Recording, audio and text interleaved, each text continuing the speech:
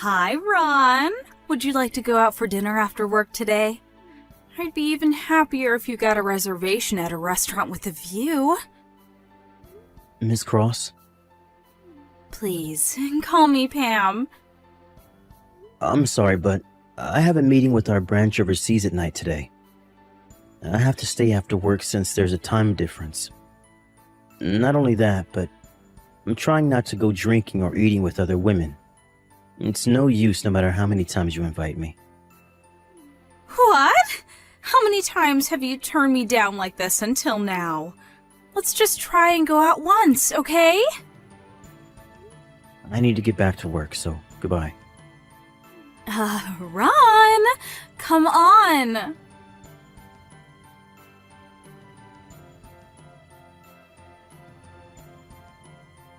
Hi, Claire. I'm finally done with work. Must have been a hard day. Sorry about today. I was planning on having dinner at your apartment after work today, but It's alright, don't worry about it. Still though, this overtime came out of nowhere.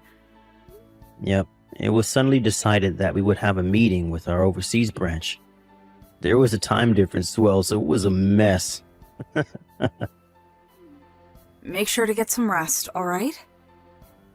Yeah, thanks. So, are you going to go straight home today? Yep. We're going to discuss the wedding ceremony with the planners tomorrow, so I should probably get some sleep. Yeah, I'll take a bath and go to bed early as well. Alright, see you tomorrow. Yep, see you tomorrow. Good night. Good night.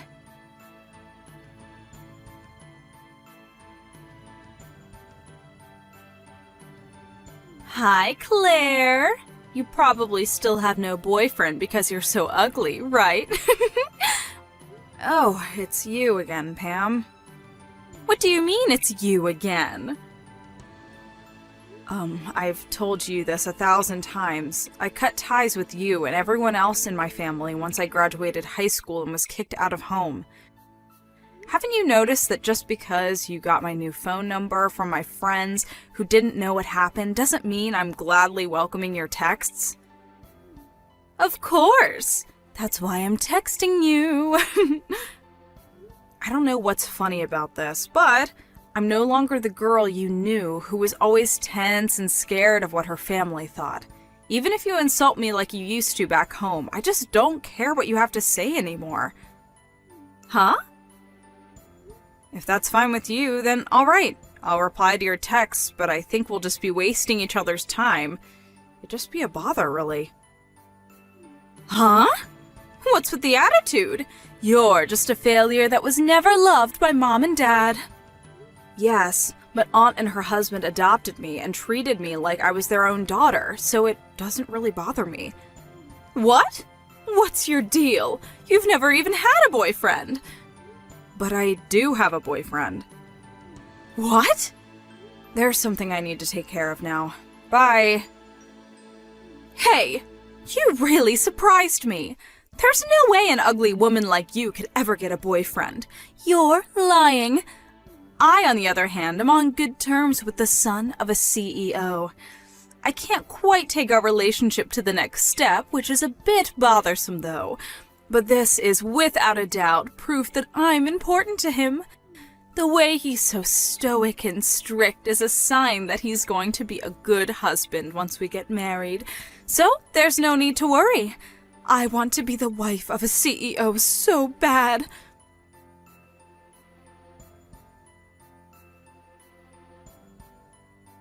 Hi, Ron. What's the meaning of this? What is it, Miss Cross? The invitation to your wedding ceremony that you are handing out to everyone in the department? Why did you give one to me as well? I thought that it was my responsibility as a son of the CEO, and as the person who's going to be the CEO after my dad. My fiancé agreed to it as well, so it was decided that I would invite everyone in the company to our wedding reception. Of course, I'm not forcing anyone to come, and it won't affect your standing at work either, so it's fine if you don't go. That's not what I'm talking about. What do you mean you're getting married? I thought I was your girlfriend. What are you talking about? I don't remember you ever being my girlfriend, and I turned down all your invitations to dinner. I told you that I wanted you to stop as well. But that's because I was important to you, right? To be honest, I don't remember doing anything that might have given you the idea that I was interested in you. I've been going out with my fiancé ever since university. What? It's been almost 10 years, but even if we did have a few fights, we've gotten along. I think that I was loyal to her in my own way during that time. I don't think that's going to change once we get married, but if you're going to spread strange rumors, whether outside the office or in it, then I'm going to have to intervene where I have to. Please stop making any more trouble. But...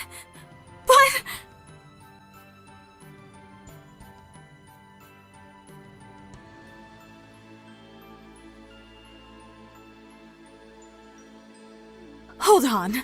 What's the meaning of this? Why are you at this wedding? This is supposed to be Ron's wedding, right? I get it now. You're trying to take over the wedding, right? I can't believe this. There's no way he'd marry an ugly hag like you. It's no use trying to seduce the groom when he's the son of a CEO. The only person who's allowed to destroy this wedding is his true lover, me. I'm the one who's going to stand next to him wearing a wedding dress. I won't let you bother us. I'll kick you out no matter what.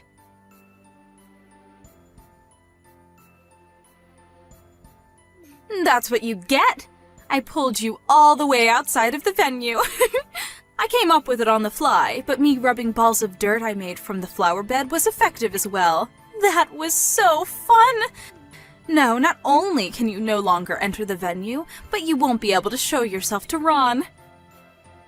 That was you, Pam? Yep. Did you not notice because I had gotten so much prettier? I can vaguely recognize you, but I was surprised because the evil determination on your face was so evident. What?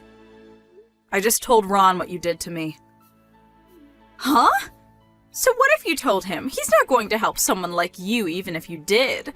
On the other hand, he is going to treat me like a hero now for saving his wedding. There's no way a hag like you could ever be a bride. Oh my, this might be my chance. Pam, did you read the names of the bride and groom on the wedding invitation?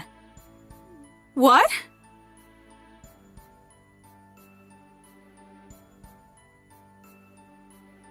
Miss Cross, what are you doing to my bride? I just got to Claire. She was covered in dirt. This is horrible. What's going on? Claire told you, right? Look at the names of the bride and groom on the wedding. Okay.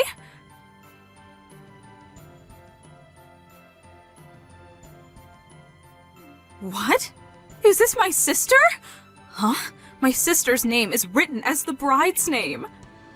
Claire's last name changed because she was adopted by her aunt. But it seems that you met your aunt now and then as well, so you must know her last name was Nelson, right? Did you not think anything when you saw Claire Nelson? I didn't look at the invitation properly. Huh? I didn't want to look at the bride's name since it would make me feel like I had lost. I didn't want to know the name of the person who stood in my way of becoming a celebrity wife. How should I have known that the wife of Ron, who's so high-spec, is my ugly failure of a sister? I don't appreciate you insulting my fiancé like that, but... Oh no, it's just that...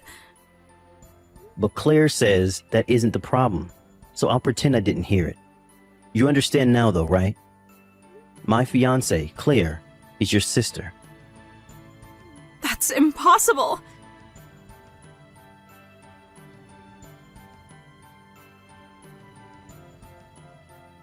Why am I being fired? Did you receive a notice from HR saying that they would process it as your voluntary resignation out of pity? But all I did was rub some dirt on my sister's head. You're lucky Claire didn't file a complaint against you. It would normally have been considered as assault, apparently. To tell you the truth, I was worried about what you might do at the day of the wedding. But you managed to slip by unnoticed and sneak into the bride's waiting room. There's a male employee that helped you during this, right? There was no such person. This male employee told me everything. He regretted his actions and voluntarily quit. You used your body to make him do what you said, right?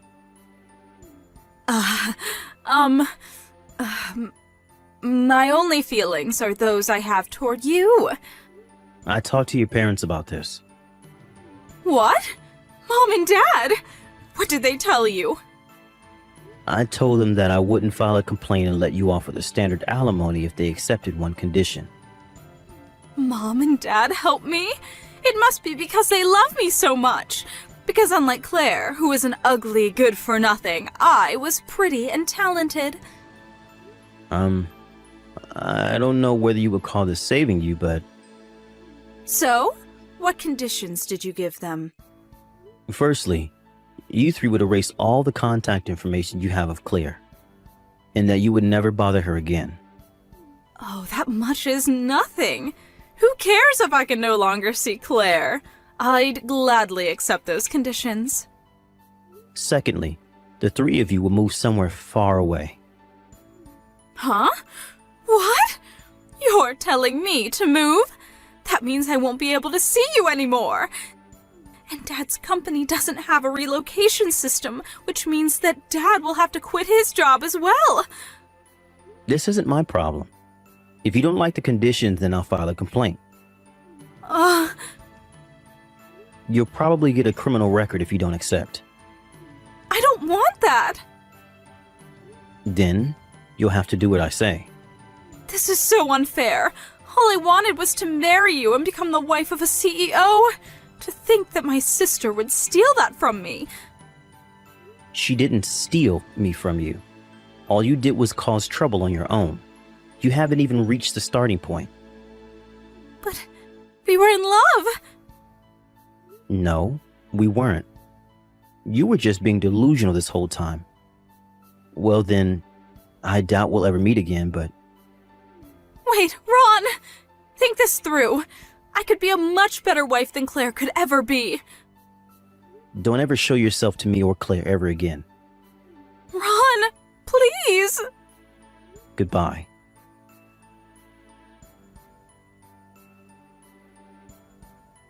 The wedding ceremony was successfully held thanks to the work of the staff.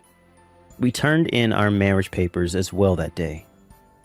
We wrote Claire's aunt and her husband's names as our guarantors, since they had shown up to the wedding as Claire's parents. The alimony I asked from Miss Cross was also paid. Apparently, they got the money by selling their house that was already 80 years old. According to Claire, her former parents loved Pam so much that they probably spent a fortune on her, and so couldn't save up for their retirement. For now, it seemed that they're going to live off Pam's father's retirement money. But it was revealed that her parents were actually in debt. Pam was forced to help in paying back the debt, and so she now works multiple part-time jobs non-stop. Apparently, one of these jobs is working at a brothel. Why am I not surprised? After all, she did get one of the male employees at the wedding to do what she said by selling him her body. Anyways, Pam was able to pay back their debt quicker than anyone would have guessed, since apparently her job at the brothel actually paid pretty well. She now spends every day more or less in the same manner, work a few hours during the day, and work a few more hours at night at the brothel. Apart from losing a few friends after the incident, things more or less seem to have worked out for her.